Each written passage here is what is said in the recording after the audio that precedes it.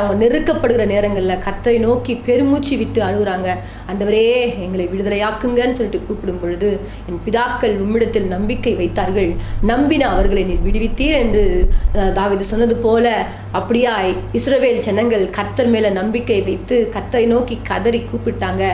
ஆண்டவரே எங்களை விடுதலையாக்கும் என்று கூப்பிடும் பொழுது கர்த்தர் அவருடைய பெருமூச்சை கேட்டு ஆண்டவர் என்ன பண்றாருன்னா மோசேயை அனுப்பி அவர்களை விடுவித்தார். ஹல்லேலூயா. இப்ப பாருங்க, யார் ஒருத்தர் கூப்பிடுறாங்களோ, இங்க யோசேப்புக்கு ஒரு எளிமையான ஒரு வாழ்க்கை, அதாவது ஒன்றுமில்லாத ஒரு வாழ்க்கை, உதவியற்ற ஒரு சூழ்நிலை. இங்க ஆகாருடைய வாழ்க்கையில உதவியற்ற ஒரு சூழ்நிலை, மறக்கப்பட்ட ஒரு வாழ்க்கை. இங்க இஸ்ரவேல் ஜனங்கள் அப்படித்தான் உதவியற்று காணப்படுறாங்க. எல்லாரும் இருந்தும் அவங்களுக்கு என்னன்னா அவங்க குடும்பம், அவங்களுக்குள்ளாக ஒரு சமாதானம் இல்லை, சந்தோஷம் இல்லை, நிம்மதி இல்லை, ஒரு மேன்மை இல்லை, அடிமைத்தன வாழ்க்கை வாழ்ந்து கொண்டிருக்கிறாங்க.